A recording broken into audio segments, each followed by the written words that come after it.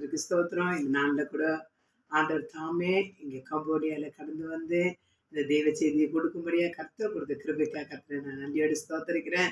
இந்த நாள் தேவன் கொடுத்த ஒரு நல்ல நாள். ஆவியானவர் எங்க இருக்காங்களோ அங்க விடுதலை உண்டு. இன்றைக்கு தேவன் நமக்கு ஒரு வார்த்தையை கொடுத்திருக்கார். அல்லேலூயா. 1 யோவான் 5ஆம் அதிகாரம். தேவனால் பிறப்பதெல்லாம் உலகத்தை ஜெயிக்கும்.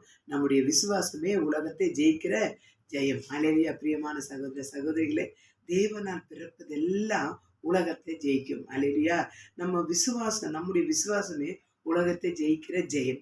இன்றைக்கு பிரியமான சகோதர சகோதரிகளே, தேவன் மேல விசுவாசம் வைங்க. தேவன் பெரிய மிராக்கிளை செய்ய வல்லவர். கடந்த நாட்களில் நான் நினைப்பதற்கும் ஜெபிப்பதற்கும் அதிகமான காரியத்தை தேவன் என் வாழ்க்கையில செய்திருக்கார்.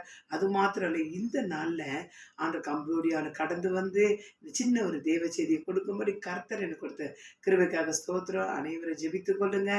தேவன் தாமே இந்த நாட்களில் நானே பாஸ்டர் அப்புறம் ரெஜி நான் 3 பேர் கடந்து வந்திருக்கோம். எங்களை தேவன் வல்லமையாக பயன்படுத்தணும். தேவன் நாம எங்களை கொண்டு மகிமைப்படணும். கர்த்தருக்கு சாட்சியாக நாங்கள் வரணும். பெங்களூர் பட்டணத்தை அதுக்காக ஜெபித்துக் கொள்ளுங்க. கர்த்தர் உங்களை ஆசீர்வதிப்பார். எங்களுக்காக ஜெபிக்கிற அனைவரையும் 60, 100, 1000 ஆசீர்வதிப்பார். நினைக்காத காரியத்தை தேவன் இந்த நாட்களில் எனக்கு செய்து கொண்டார்.